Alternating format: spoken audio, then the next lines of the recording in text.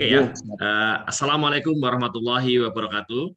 Waalaikumsalam. Alhamdulillahirabbil alamin. Assalatu wassalamu ala asrofil anbiya'i wal mursalin wa ala alihi washabihi ajmain. Asyhadu an la ilaha illallah wahdahu la syarikalah wa asyhadu anna Muhammadan abduhu wa rasuluh.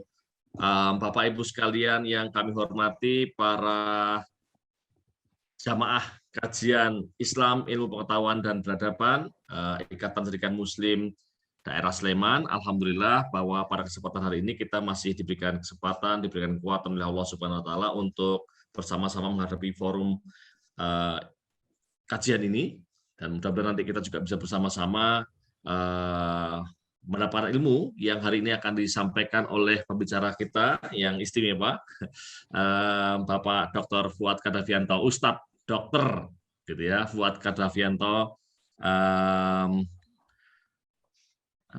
Master of Medical Education.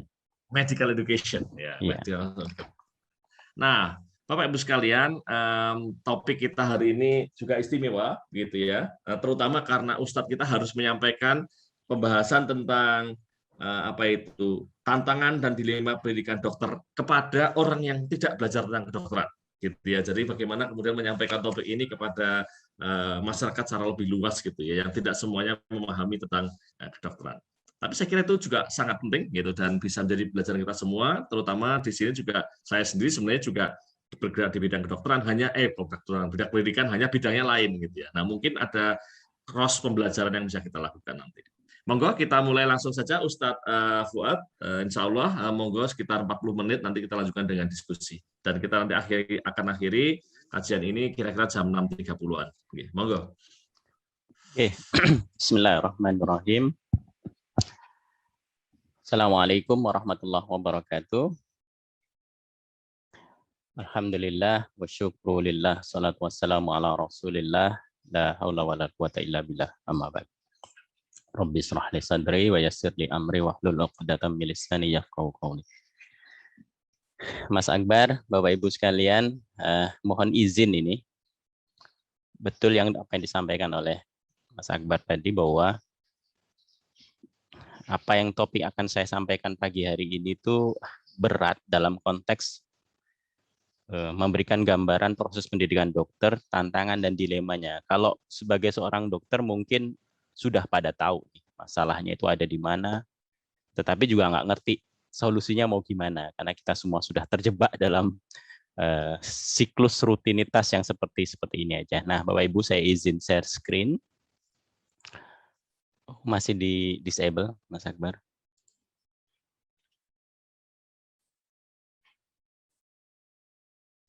Okay.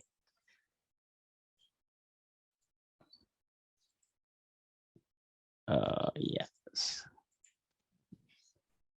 Sudah. Oke.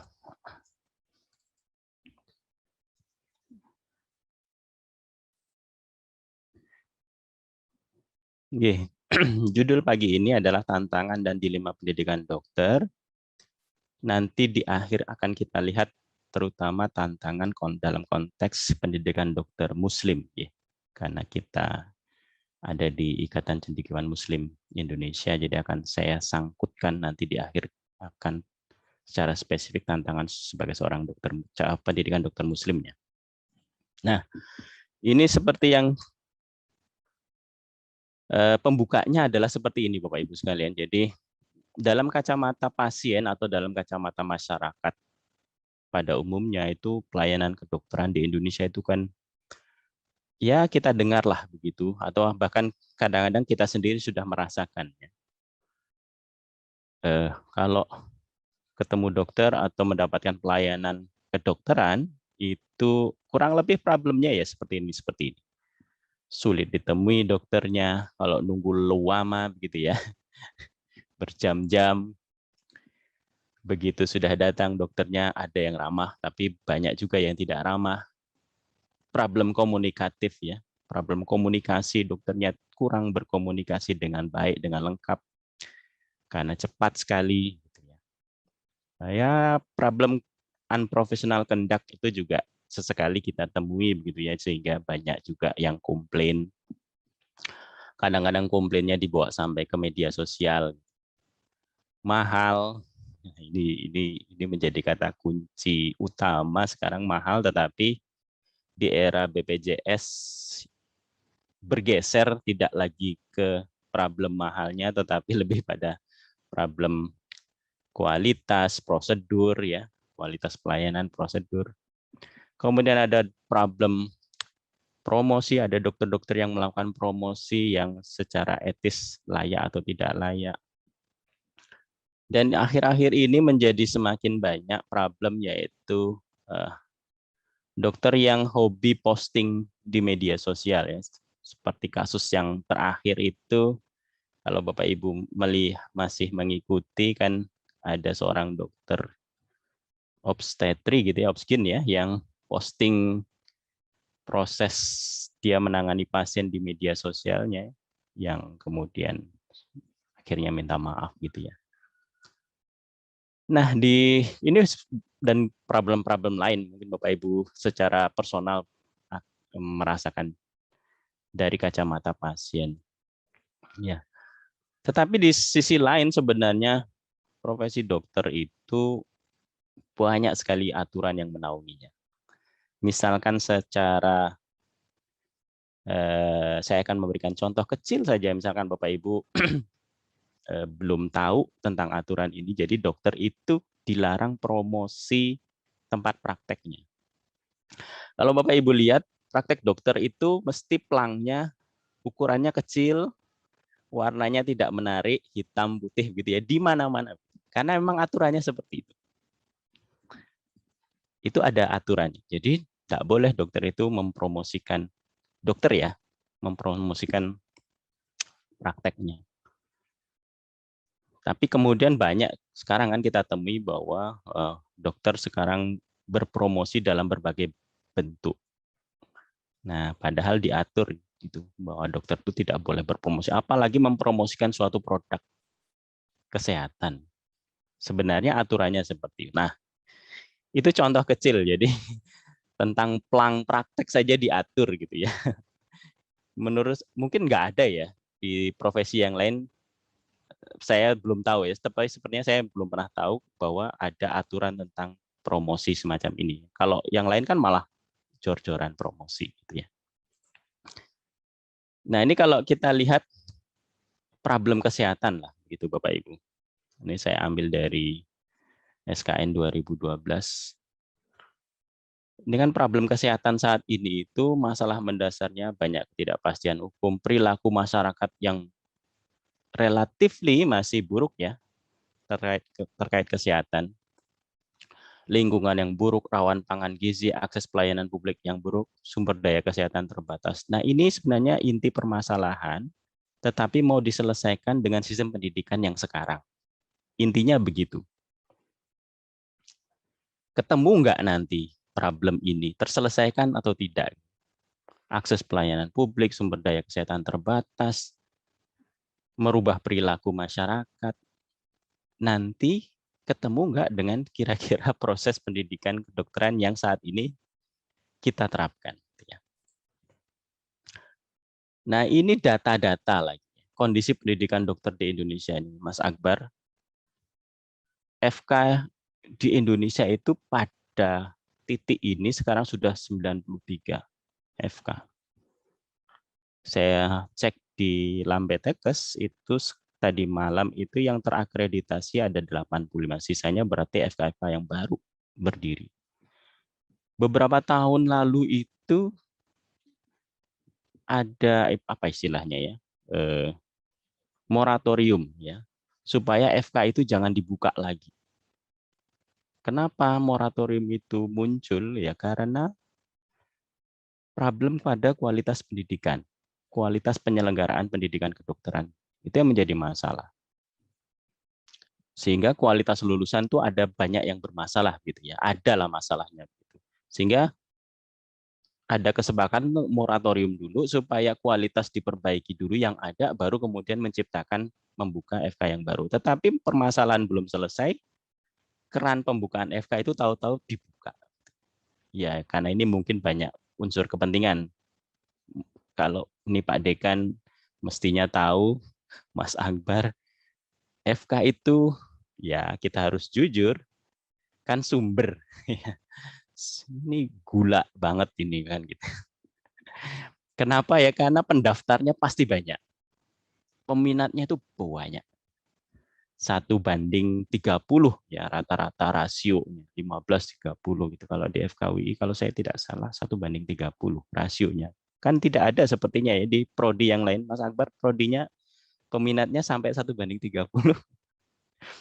Nggak nyampe sepertinya. Nah, jadi ini dari sisi pendaftar saja, mungkin dari hitung-hitungan bisnis gitu ya, dari uang pendaftaran aja itu kan udah banyak sekali, 3.000-an orang, di atas 1.000 lah.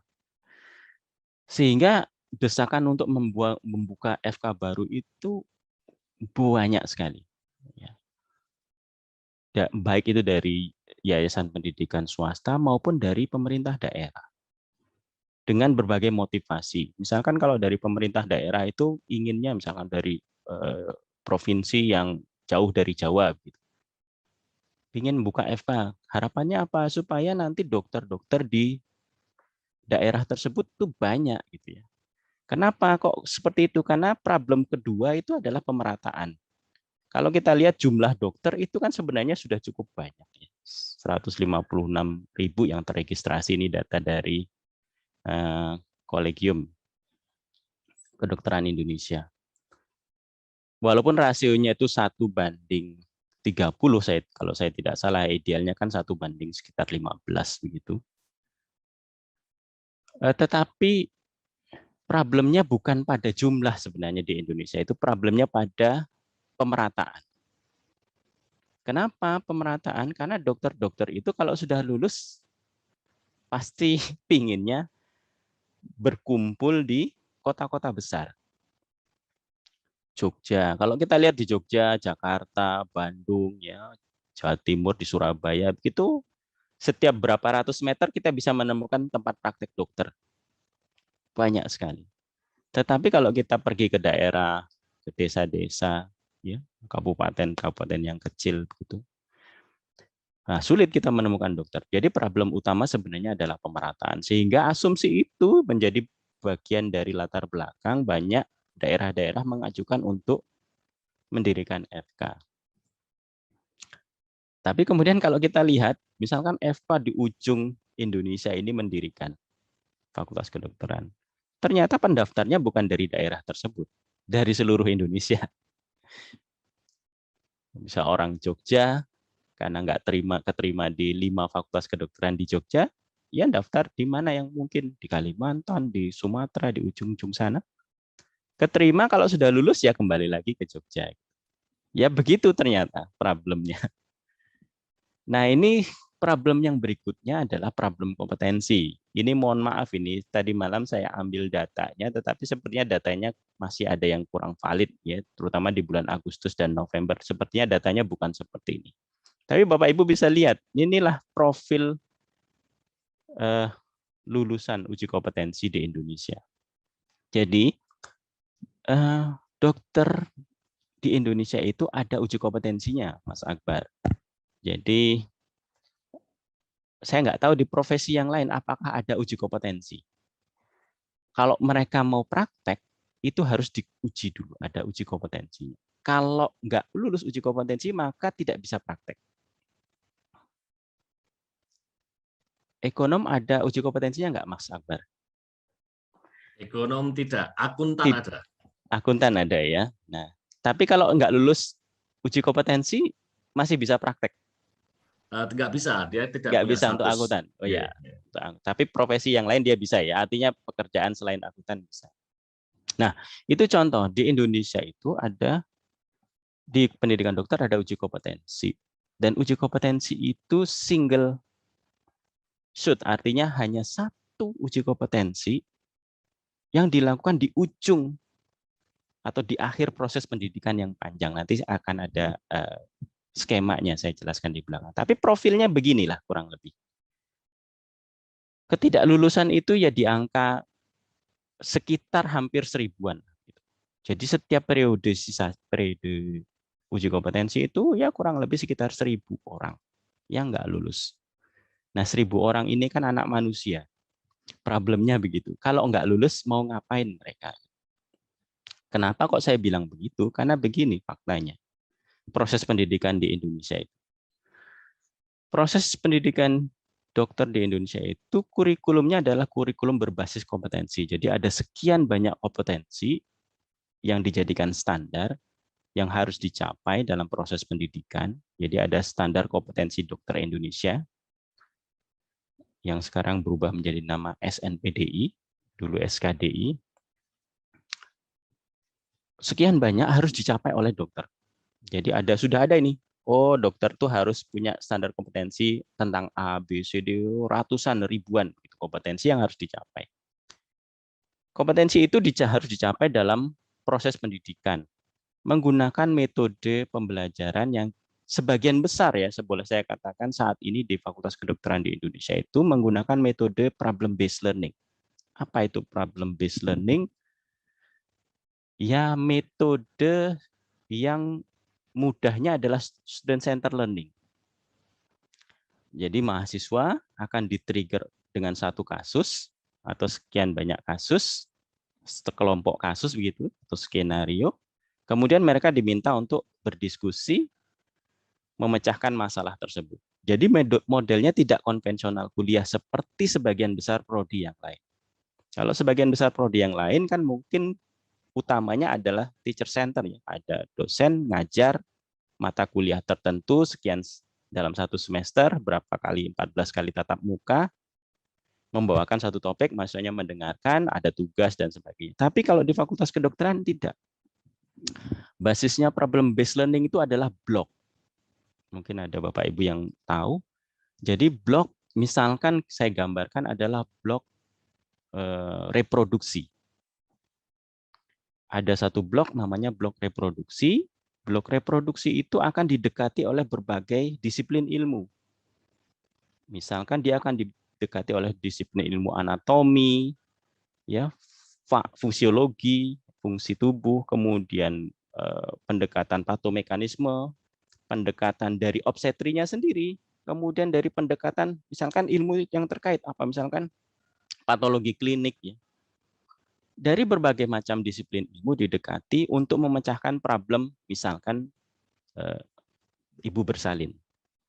Ada ibu ingin bersalin, mahasiswa diminta untuk ayo kita diskusikan apa yang harus kita ketahui, apa yang harus kita pelajari dari problem ibu bersalin. Ada masalah apa pada ibu bersalin itu? Oh, misalkan problemnya adalah tekanan darahnya tinggi. Berarti kan mereka harus tahu bagaimana pengaturan proses tekanan darah, normalnya bagaimana, dari farmakologinya bagaimana. Kalau ibu bersalin itu prosesnya secara anatomis bagaimana. Jadi tidak seperti zaman dulu, ya sudah obstetri, dosen obstetri ginekologi, dokter obskin, ngajarin.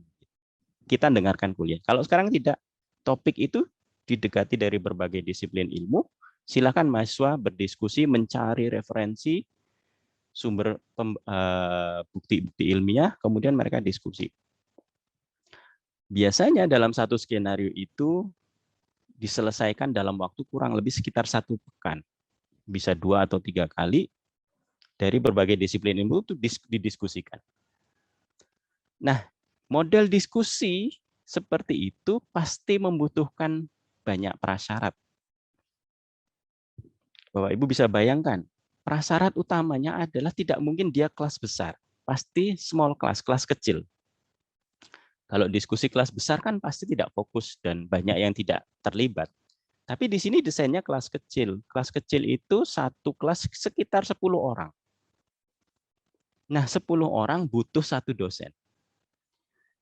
Jadi kita bayangin, kalau konvensional 100 orang, 60 orang, satu dosen. Kalau di model PBL, 10 mahasiswa, satu dosen.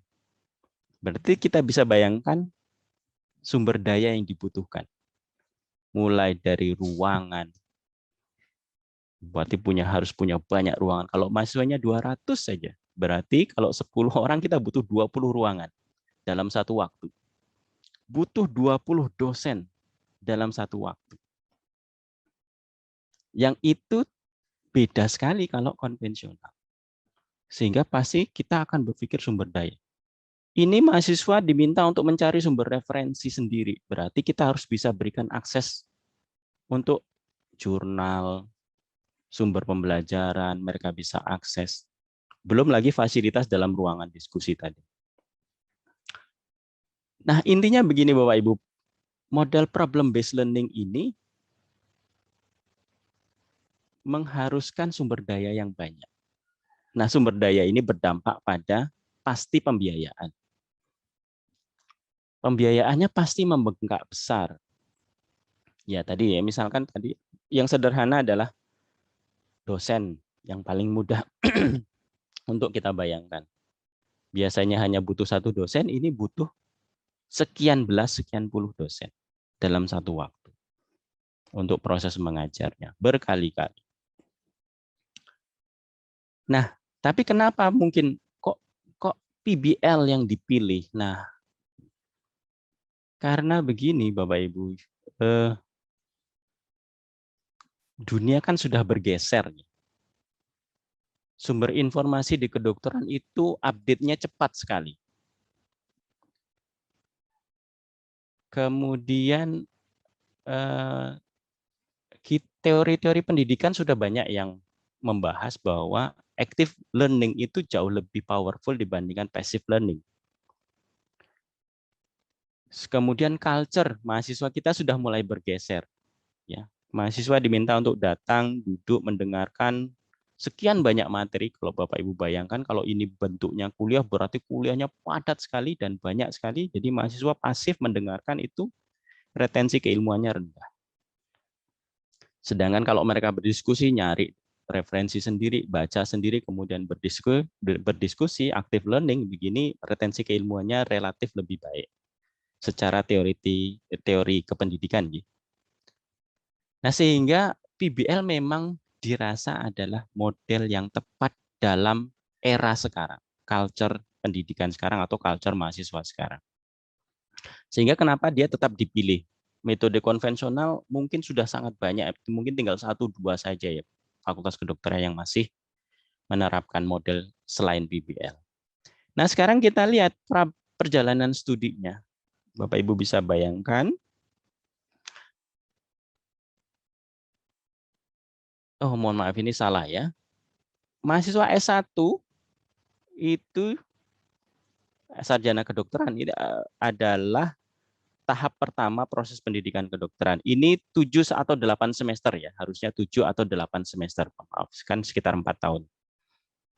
7 atau 8 semester, kemudian setelah mereka lulus, kemudian mendapat gelar sarjana kedokteran, mereka harus melanjutkan profesi. Profesi ini dijalani selama 4 semester atau 2 tahun. Nah, setelah mereka selesai paling cepat 6 tahun proses pendidikan, mereka belum bisa apa-apa. Praktek nggak bisa, kerja di puskesmas nggak bisa, buka praktek sendiri nggak bisa, dan sebagainya. Kenapa? Karena ada ini, uji kompetensi. Jadi inilah uji kompetensi itu di ujung setelah proses panjang pendidikan selama paling cepat 6 tahun. Ya, kalau mahasiswanya lancar sekali itu ya 6 tahun. Tapi biasanya ini 6,5 tahun karena ada proses menunggu uji kompetensi. 6. Setelah mereka lulus uji kompetensi baru sumpah dokter. Setelah sumpah dokter wajib internship 1 tahun. Setelah inilah baru mereka boleh praktek sendiri-sendiri, melamar pekerjaan kemana-mana. Nah, ini yang menjadi masalah adalah di sini biasanya. Seperti yang sudah saya sampaikan di slide sebelumnya, uji kompetensi ini karena dia diselenggarakan single, ya, satu tunggal, dan dia dilakukan di akhir proses pendidikan. Kita bisa bayangkan kalau mahasiswa sudah 6 tahun, 7 tahun sekolah, kemudian nggak lulus UKM-PPD. Mau jadi apa mereka? Itu yang menjadi, karena nggak bisa berpraktek. Kalau dokter nggak bisa praktek kan mau ngapain? Ini yang menjadi problem serius. Sehingga ini yang banyak di protes. Kalau Bapak Ibu bisa lihat ya di media sosial tuh mesti cerita-cerita melo dari para peserta UKM PPD yang nggak lulus tuh banyak. Kisah-kisah tragisnya. Ada yang depresi, ada yang meninggal, ada yang begini macam-macam lah. Tetapi kenapa kok perlu ini? Nah, ini latar belakangnya banyak, Bapak Ibu, uji kompetensi itu latar belakangnya banyak. Salah satunya adalah upaya tadi. Di awal saya katakan FKD Indonesia itu banyak sekali jumlahnya dengan kualitas pendidikan yang sangat beragam. Untuk menyelenggarakan proses pendidikan yang baik, sumber dayanya banyak sekali. Dosennya butuh banyak, ya. Sumber pendukung yang lain butuh banyak. Kemudian yang paling krusial adalah di tahap profesi ini butuh lahan praktek. Lahan praktek utamanya di rumah sakit. Ya, sebagian besar adalah di rumah sakit. Puskesmas ada, tapi sebagian besar 2/3 proses pendidikannya ada di rumah sakit. Fakultas kedokteran yang memiliki rumah sakit pendidikan yang merupakan milik sendiri itu masih bisa dihitung dengan jari. Sebagian besar itu adalah rumah sakit milik pemerintah daerah, RSUD, jadi ndompleng di RSUD sekian, yang jaraknya jauh, ya, yang tidak semua dokter-dokternya itu bercita-cita menjadi dosen, tapi karena kewajiban, ya karena RSUD ini bekerja sama dengan FK ini, mau tidak mau saya harus mendampingi koas, mendidik koas. Sehingga ini juga menjadi problem profesi. Nah, uji kompetensi diharapkan sebenarnya supaya mendorong fakultas kedokteran itu berbenah. Proses pendidikannya itu diselenggarakan sebaik mungkin. Harapannya semacam itu, supaya mahasiswanya itu lulus UKM PPD. Jadi sebenarnya UKM PPD ini tujuan utamanya di balik layar itu adalah educational impact-nya. Educational impact-nya supaya fakultas kedokteran itu berbenah memperbaiki proses pendidikan. Nah, tapi karena itu ya, karena hanya satu di akhir, ini menjadi masalah kalau mahasiswanya nggak lulus. Kalau nggak lulus bagaimana? Ngulang lagi 4 bulan kemudian. Nggak lulus lagi, ngulang lagi 4 bulan. Ngulang begitu terus sampai berkali-kali. Ada yang belasan kali nggak lulus-lulus. Nah, ini cerita sekilas pendidikan dokter di Indonesia.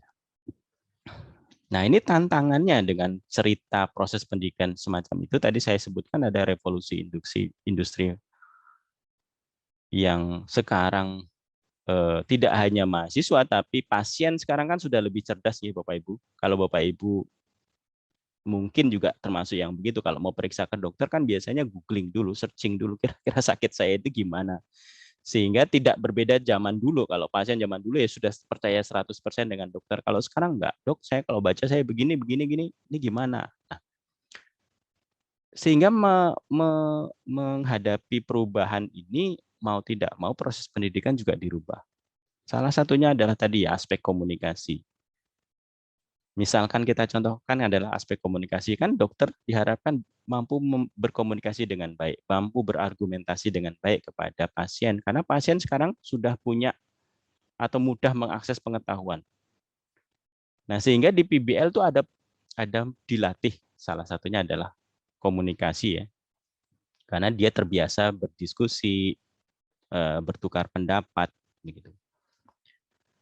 Kemudian di kurikulum berbasis kompetensi ini, problem berikutnya adalah beban SKS-nya sangat tinggi. Bapak Ibu, ini di aturan SNPD itu S1-nya minimal 144 SKS, profesi minimal 48 SKS. Ada standar kompetensi sekian banyak yang harus dipenuhi di aspek kognitif, afektif maupun psikomotor, tadi model PBL.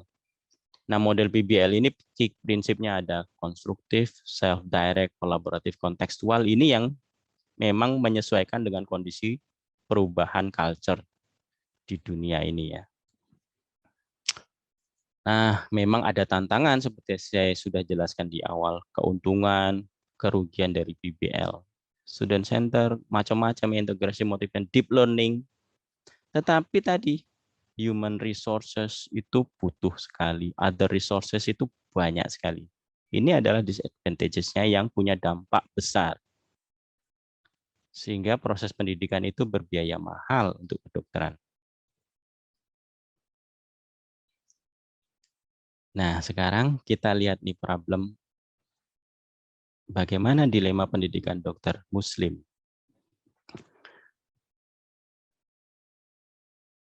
Dua tantangan utama, menurut saya ya, dua tantangan utamanya adalah pertama beban kurikulum yang sangat tinggi, yang kedua adalah biaya pendidikan mahal. Di samping problem yang lain, tapi saya menyoroti dua problem utama ini. Nah, kurikulum yang sangat tinggi ini menyebabkan mahasiswa pendidikan dokter itu memang full kegiatan proses pendidikan. Sehingga istilahnya mau bergerak mengaktualisasi diri sebagai seorang mahasiswa, tidak hanya belajar tentang pendidikan kedokteran itu waktunya yang sangat terbatas. Apalagi dengan berbagai macam syarat ya. Sebagian fakultas kedokteran itu kan sekarang mensyaratkan kehadiran kuliah 75%. Karena gitu nggih, kalau kita pengelola prodi kan begitu. Mahasiswa itu ya ikut kuliah 75% atau proses pendidikannya 75% harus diikuti. Nah, dengan beban yang besar begitu bagaimana mereka bisa mengaktualisasi diri? Bagaimana mereka mau jadi aktivis organisasi dengan beban akademik yang sangat berat. Yang kedua, biaya pendidikan mahal. Ini menjadi juga problem utama. Masuk sudah mahal, biayanya mahal sekali.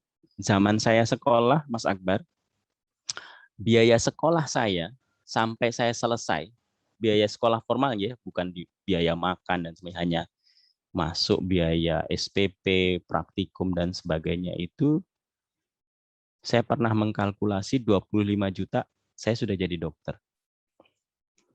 Zaman dulu, zaman angkatan kita itu.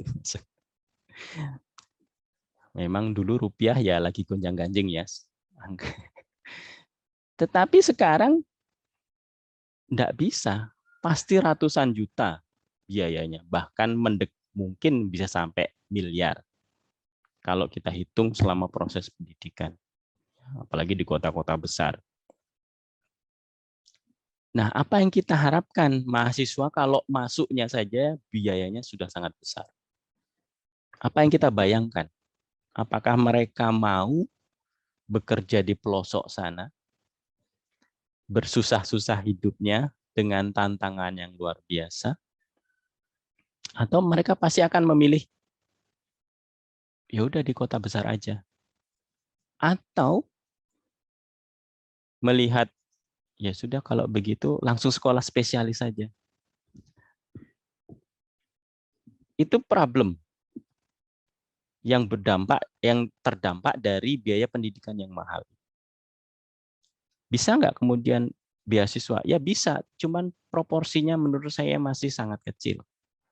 Pembiayaan ini tetap saja mahal. Nah, terus bagaimana problem ini diselesaikan kan? Padahal kalau kita lihat dari dua problem utama ini, kalau kita berharap sebagai seorang menciptakan dokter Muslim, gitu ya, ini kan ada tambahan kompetensi lah, gitu, yang kita harapkan. Terlepas dari konsep kedokteran Islam yang ingin diajarkan itu yang versi yang mana, entah yang paradigma sekuler ada juga ya, yang udah misahkan aja, ya yang penting dokter yang profesional itu ya sudah Islami begitu. Jadi ya udah pokoknya akademik kedokteran, teori-teori kedokterannya dikuasai, aspek psikomotornya dikuasai. selesai. Itu cukup. Tapi ada yang kemudian punya paradigma Islamisasi. Ya semuanya digeret ke konteks Islam. Ya, sehingga ada semangat untuk kemudian mengimplementasikan misalkan Tibun Nabawi dalam konteks yang sempit mungkin.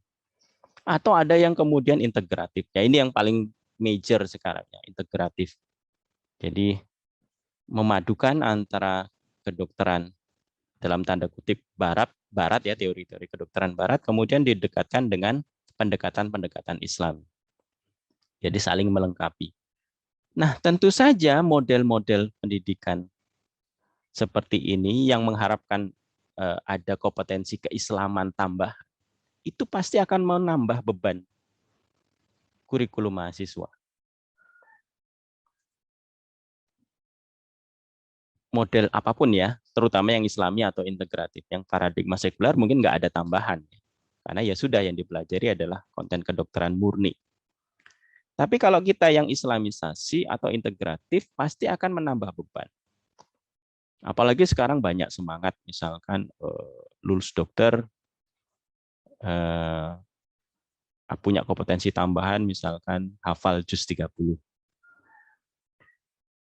Ketambahan lagi. Dan kompetensi-kompetensi keislaman yang lain. Nah, ini yang menjadi problem serius yang harus kita pikirkan. Ada problem kesehatan.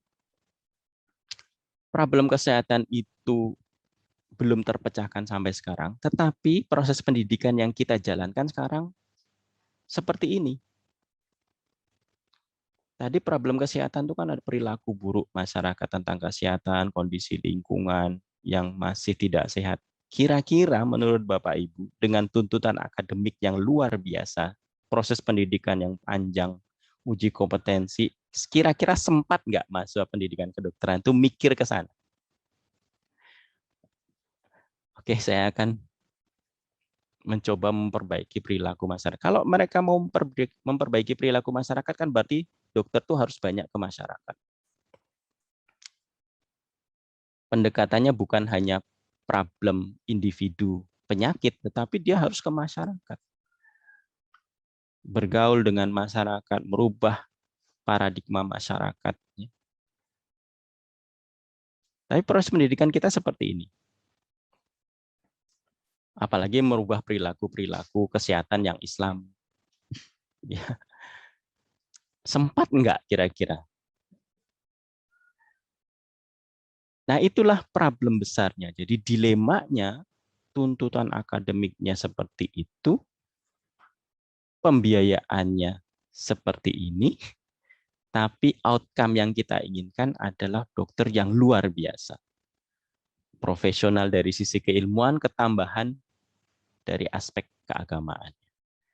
Nah, mungkin itu gambaran besarnya Mas Akbar yang bisa saya sampaikan dilema pendidikan kedokteran di Indonesia. Kode etik kedokteran di Indonesia itu seorang dokter harusnya senantiasa melakukan profesinya menurut ukuran yang tertinggi sesuai dengan ilmu pengetahuan yang mutakhir. Ada etika umum ya, ada etika kedokteran macam tadi ya, dokter nggak boleh promosi, itu etika kedokteran. Etika umumnya kan boleh. Ada hukum, ada agama. Di surat Quran, surat Al-Isra ayat 36 tuh, intinya kan profesinya itu harus dijalankan sesuai dengan keahlian keilmuan. Maka itu ada standar kompetensi yang harus dicapai oleh mahasiswa kedokteran. Dan kalau kompetensi keislamannya ditambahkan, menjadi tambahan lagi kompetensi. Nah, demikian Mas Akbar yang bisa saya sampaikan. Kita buka diskusi, monggo. Oke, baik, terima kasih. Saya kira diskusi ini meskipun konteksnya kedokteran, tapi sebenarnya relevan untuk masyarakat kita secara keseluruhan, saya kira. Karena masyarakat adalah pada akhirnya adalah user juga, pengguna jasa para dokter, gitu ya. Dan kalau kita bicara pada konteks Ikatan Dokter Muslim seluruh Indonesia, IJMI, kita juga bicara tentang bagaimana kita bisa membawa perubahan-perubahan, gitu ya, mengusulkan perubahan-perubahan pada kehidupan sisi kehidupan masyarakat kita, gitu. Nah, oke.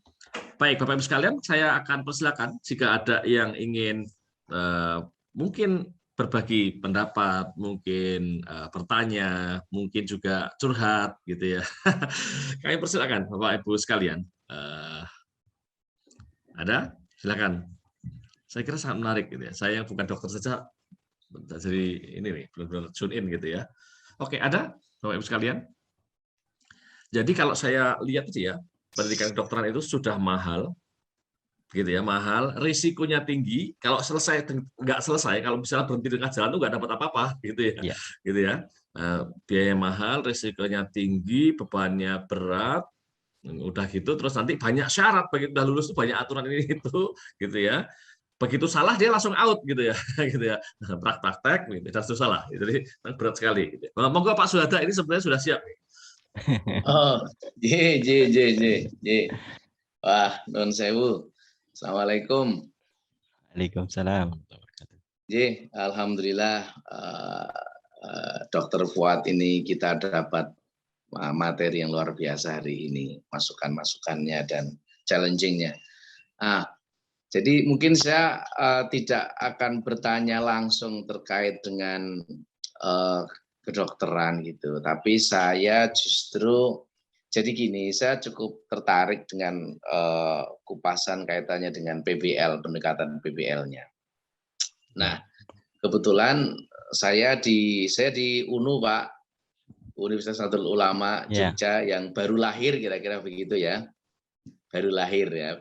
Nah, kita itu kan kampus baru, tapi kita ini beberapa periode ini mencoba menerapkan konsep PBL, dan itu bukan di fakultas kedokteran yang contohnya udah banyak, tapi di fakultas lain karena kita nggak punya kedokteran ya, event itu teknik, ekonomi gitu. Nah, problemnya kan nggak ada contohnya nih di tetangga-tetangga kita gitu kan. Kita bingung juga itu. Waduh, ini ya apa cara nih? Jadi yang terpikir di kita itu ya hanya ngumpulin dari mata kuliah jadi blok kira-kira gitu. Yeah. Waduh, ini repot juga ini nih. Contohnya gimana lah? Ini mungkin kalau ada sharingnya dan itu kan terus jadi berat ya. Mikirnya itu lebih berat. Artinya mengalami loncatan ya. Dosen-dosen muda yang belum punya pengalaman kemudian loncat gitu tiba-tiba mau ngikutin gitu yang dia tidak dapat sama sekali di pendahulunya, kira-kira begitu. Mohon pencerahan mungkin. Oke. Kalau saya begini, background-nya saja, kira-kira kenapa kok kita milih PBL? Ya. Itu yang menjadi harus pertanyaan besar. Apa sih sebenarnya harapannya penyelenggaraan proses pendidikan itu memilih model pembelajaran PBL? Karena model pembelajaran PBL itu bagus, ya, outcome yang mau dihasilkan itu baik, tetapi prasyaratnya tidak mudah dan konsekuensinya itu besar. Nah, konsekuensi utama adalah tadi yang saya katakan adalah biaya. Konsekuensi utama tadi saya contohkan adalah jumlah dosen, jumlah ruangan, jumlah resources-nya akan banyak sekali. 100 orang mahasiswa di suatu prodi, kalau model konvensional, mata kuliah apa misalkan ekonomi apa gitu, ekonomi pembangunan atau apa, itu kan cukup satu dosen dalam satu semester. Silahkan dosen itu membuat silabusnya, capaian pembelajarannya apa, disampaikan ke mahasiswa dengan berbagai macam model. Enak. Tetapi kalau kita mau model PBL berarti butuh kalau 100 mahasiswa 10 dosen dalam satu angkatan tersebut untuk satu topik pembahasan atau satu blok. Ya. Penyiapannya lagi misalkan berbasis outcome. Outcome-nya apa yang mau dicapai? Kalau kedokteran kan outcome base-nya biasanya kognitifnya adalah disease atau penyakit. Ya. Sekelompok penyakit itu kita enak mengelompokkannya. Penyakit jantung, berarti kita akan mudahkan ini blok tentang jantung. Blok jantung itu ada berapa sekian penyakit atau kelompok penyakit, nanti kita bagi menjadi beberapa skenario untuk bisa menyelesaikan. Misalkan penyakit jantung bawaan, penyakit jantung anak. Kita pelajari dari berbagai disiplin ilmu. ilmu anatomi, ilmu biokimianya bagaimana, fisiologinya bagaimana, penyakit dalamnya bagaimana, bedahnya bagaimana, dibahas dari pendekatan berbagai disiplin ilmu. Jadi penyiapannya juga butuh extra effort. Bagaimana kita mendesain proses pembelajaran ini, kira-kira kurikulumnya, bayangin ya Pak Suhada, kan berarti kita harus nyeting ini. Ngumpulkan kompetensi dulu, kompetensi ini nanti kita sebar, kita jadikan blok-blok, berarti ada proses pembuatan kurikulum yang luar biasa effortnya. Betul. Zaman saya membuat kurikulum, itu kita butuh satu ruangan besar, banyak flip chart gitu. Kompetensinya apa? Kita data semua, kemudian kita kelompok-kelompokkan. Kemudian ini satu kelompok enggak, ini pendekatannya bagaimana? Itu sangat repot. Luar biasa. Nah, saya tidak punya bayangan ya kira-kira nanti kalau di prodi yang lain. Tapi intinya kalau misalkan memang yang diharapkan itu active learning, mahasiswanya mencari referensi sendiri ya. Kemudian memang ilmunya itu update sekali misalkan. Butuh, kalau dokter kan ada jurnal terbaru, ada penelitian terbaru, maka mereka harus tahu. Ada obat terbaru. Kenapa modelnya PBL? Karena begitu mereka akan terbiasa untuk searching referensi ilmiah. Belum lagi tentang berbagai pendapat ya, second opinion dari dokter lain. Dok, saya kata dokter ini begini, gimana? Misalkan. Berarti kan mereka harus terbiasa itu. Evidence base-nya apa? Memahami perbedaan perspektif tentang keilmuan itu bagaimana? Memang outcome-nya mau ke sana. Nah, Pak Suhada harus lihat memang apakah di prodi tersebut akan outcome-nya ke sana.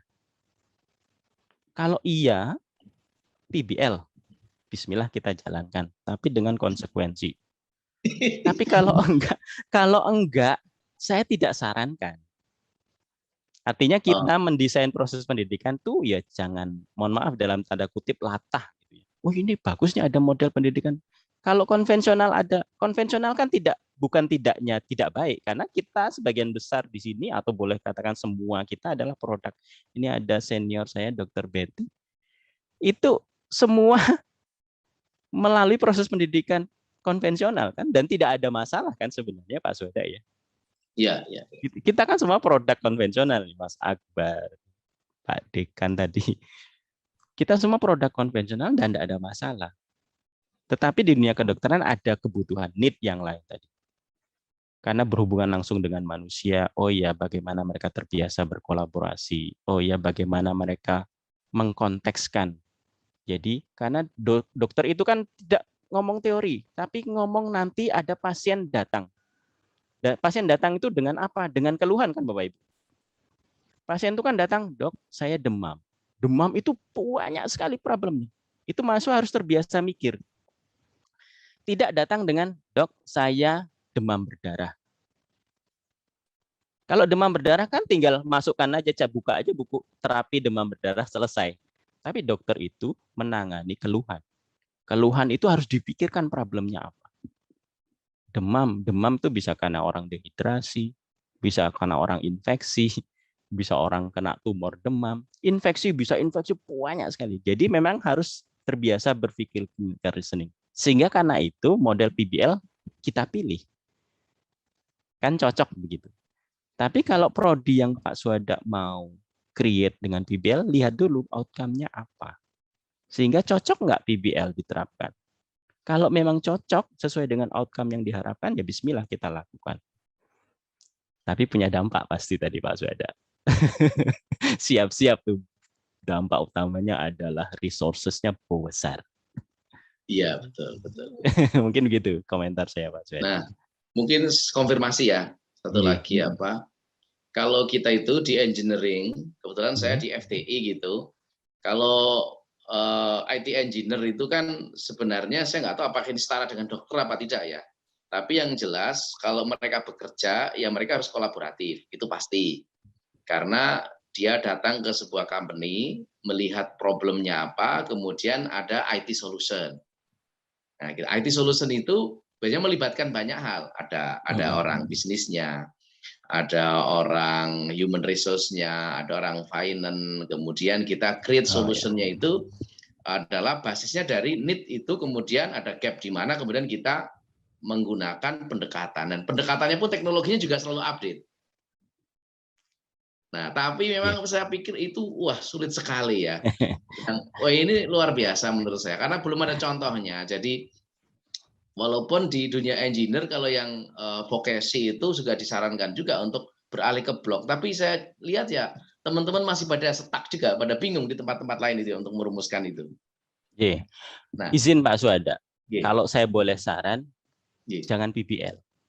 Untuk Jangan konteks PBL, yang Pak, jangan PBL, tetapi Bapak bisa pelajari tentang IPE, Interprofessional Education, atau IPC, Interprofessional Collaboration. Jadi pendekatan tadi kan bidang ilmunya beda sekali. Tidak semua engineer. Kalau dokter itu, kalau kita harus biasakan interprofesional kolaborasi dalam proses pendidikan. Jadi Pak Suhada harusnya berkolaborasi dengan prodi yang lain. Mahasiswa dibiarkan diberi stimulus, proses pendidikannya tetap konvensional seperti biasa, tapi ada masukan poin IPE-nya, interprofessional education-nya. Jadi ada case misalkan, problem tadi misalkan problem engineer di suatu perusahaan, ini ternyata basisnya harus diselesaikan dari berbagai disiplin ilmu yang berbeda. Maka ajak prodi yang lain, yuk kita gabung, kita stimulus mahasiswa untuk menyelesaikan problem ini dari berbagai pendekatan. Pendekatan agama, pendekatan ekonomi, itu namanya IPC atau IPE. Nah, itu yang kita kerjakan, kita nggak tahu namanya. Jadi jangan PBL. Berarti harusnya itu ya namanya ya. Harusnya IPE atau IPC ya, Interprofessional Education atau Interprofessional Collaboration. Jadi dalam proses pendidikannya didekati oleh berbagai disiplin ilmu yang berbeda. Baik. Baik, ini terima kasih Pak Suhada. Kita ini Pak Ahmad Romadhoni nih, Pak Doni udah siap-siap ini. Nah, monggo Pak Doni. Matur nuwun. Tadi kayaknya ada pertanyaan di chat itu Mbak Islam, tapi saya dulu ya Mbak Islam ya. Pertanyaan saya singkat, jadi begini. Tadi kalau kita melihat data ketidaklulusan uji kompetensi itu kan juga mengkhawatirkan ya, karena trennya itu tidak turun malahan kira-kira gitu ya. Trennya tidak turun kalau kita lihat tadi. Ya semoga itu musiman ya mungkin. Karena tadi dipotret hanya sekian bulan terakhir, tapi kelihatan bahwa di situ trennya tidak turun. Lah, siapa sih sebenarnya yang bertanggung jawab atas ketidakberhasilan uji kompetensi tersebut? Apakah individu atau kemudian institusi di mana dia belajar? Karena kalau itu institusi berarti kan tentu saja ada konsekuensi yang harus dilakukan. Misalnya dia memperbaiki pola pembelajaran, kemudian memperbaiki rekrutmen inputnya dan sebagainya, kira-kira seperti itu. Kalau misalnya individu, artinya barangkali ada yang salah dengan misalnya mungkin motivasi, misalnya jangan-jangan dia tidak punya motivasi jadi dokter, tapi justru mungkin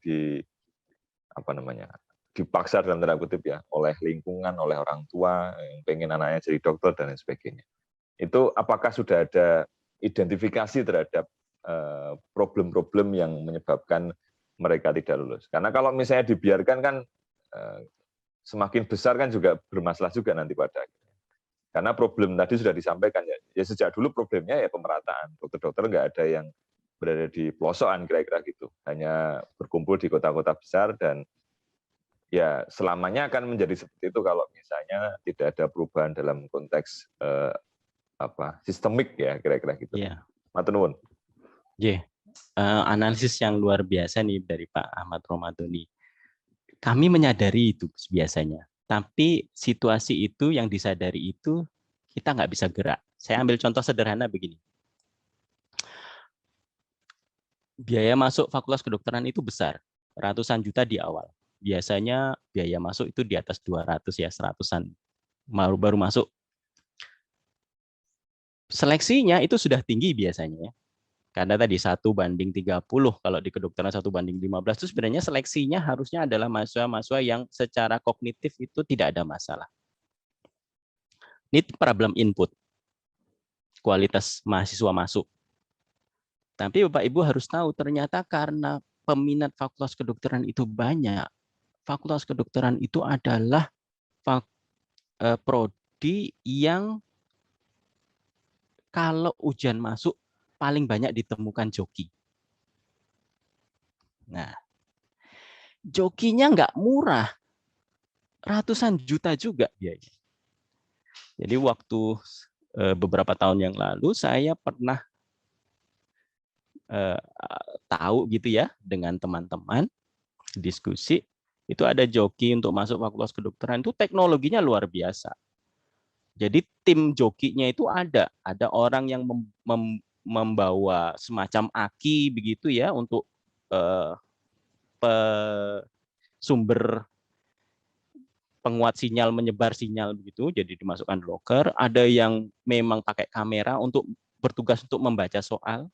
Ada yang menggunakan kamera sangat kecil, mikrofon sangat kecil, headset yang ditanam di telinga sebesar ujung jarum pentul. Jadi teknologi jokinya aja luar biasa untuk masuk fakultas kedokteran.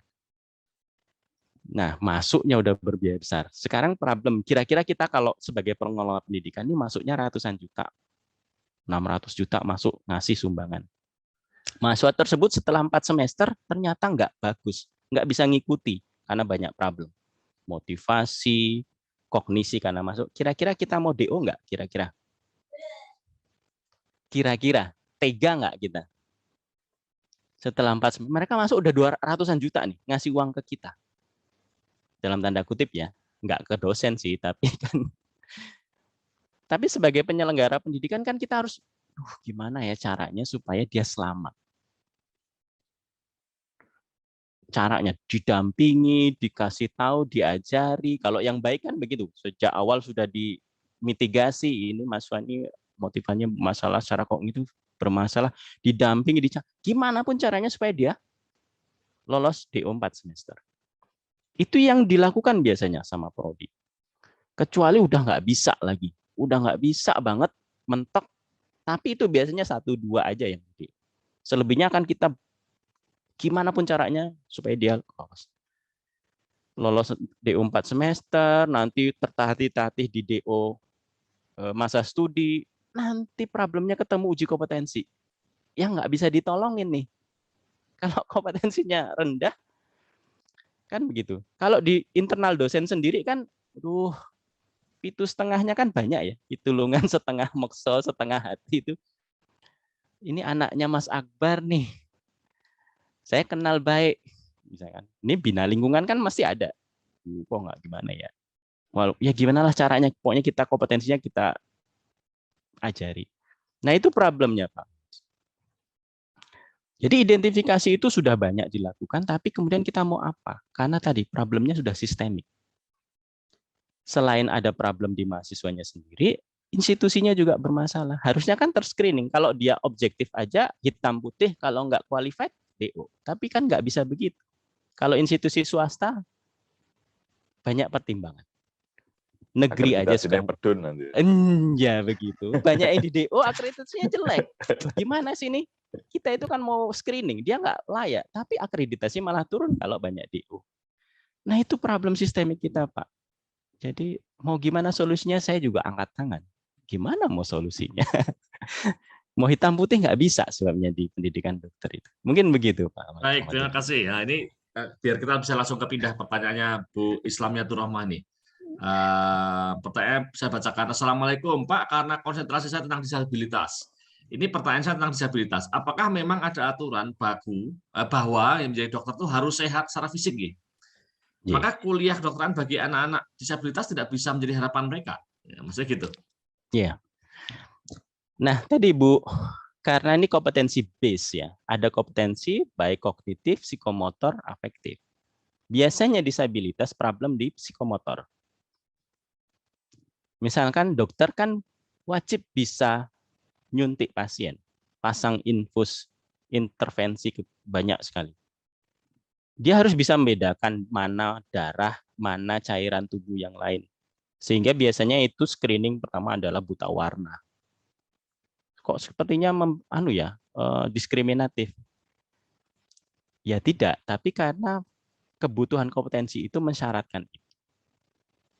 Kalau dia nggak bisa, akan kesulitan dalam. Jadi kita bayangin kalau dokter nggak bisa membedakan warna, ya. Cairan yang keluar dari tubuh pasien dia tidak bisa bedakan ini darah atau cairan yang lain, itu kan menjadi masalah. Dokter punya keterbatasan fisik sehingga misalkan kedua tangannya tidak bisa digunakan untuk melakukan intervensi fisik tertentu. Jadi problem.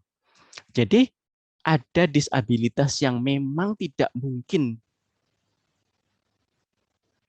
bagaimanapun caranya dilatih supaya kompetensinya tercapai, tapi ada yang mungkin masih bisa, misalkan disabilitasnya tidak mengganggu tadi ya di kaki salah satu sehingga dia masih bisa pakai tongkat atau kaki palsu dan sebagainya, itu mungkin masih bisa, Bu. Tetapi kalau memang persyaratan psikomotornya itu tidak terpenuhi, terutama di tangan misalkan gitu, atau tidak mampu mendengar, gimana cara dia mendengarkan bunyi jantung, suara paru-paru? Nah, itu yang kemudian ini bukan diskriminasi terhadap disabilitas, tetapi kompetensi ini mensyaratkan kemampuan motorik tertentu. Sehingga itu. Nah, Ibu nanti bisa banyak, ini ada teman saya, Dr. Lutfi, mungkin kenal Lutfi Ghazali yang memang concern-nya adalah terkait disabilitas ini. Mungkin begitu jawaban saya, Bu Islamia itu. Berarti tidak berlaku umum ya, hanya yang tertentu misalnya ya Pak ya? Hanya tertentu saja. Pak. Baik, Bapak Ibu sekalian, sebenarnya masih menarik ini. Saya masih punya beberapa pertanyaan, tapi udah jam 6.35 gitu ya. Jadi apa boleh buat gitu ya. Mau nggak mau terpaksa kita harus akhiri. Tapi paling tidak diskusi ini bisa memantik mengangkat sebuah isu yang memang itu harus direnungkan bersama begitu ya. Mungkin forum ini tidak mungkin untuk bisa menuju ke solusi begitu, dan tidak semua dari kita memang punya kompetensi untuk mencari solusi itu, tapi minimal kita punya pemahaman bahwa ada problem ini ya. Dan problem ini tentu saja bisa berujung pada nanti pelayanan dokter kepada masyarakat begitu ya. Dokter itu kalau ngomong tadi sudah disampaikan Dokter Fuad itu di awal kadang-kadang cuma 3 menit 2 menit gitu. Gitu itu kalau saking mungkin banyak banyak hal gitu yang terjadi gitu di balik itu gitu ya. Nah, baik. Oke. Mudah-mudahan ini bisa menjadi awal untuk diskusi lebih lanjut, dan walaupun yang hadir di sini mungkin tidak semuanya kompeten, tapi insya Allah diskusi ini kita rekam dan nanti mungkin bisa juga diikuti oleh mereka yang lebih kompeten daripada kita semua di sini, sehingga akan tetap bisa bermanfaat. Nah, baik Bapak Ibu sekalian, saya kira demikian diskusi kita. Terima kasih banyak sekali lagi atas kehadiran Bapak Ibu sekalian dalam kajian Islam Ilmu Pengetahuan dan Peradaban seri 16 Oktober 2021. Kita ketemu lagi insya Allah pekan depan dengan topik yang berbeda. Insya Allah narasumbernya adalah Profesor Yuni Erwanto. Nah, baik. Kita tutup. Assalamualaikum warahmatullahi wabarakatuh. Terima kasih Ustaz Dr. Fuad Kardavianto. Waalaikumsalam. Terima kasih. Oke, monggo.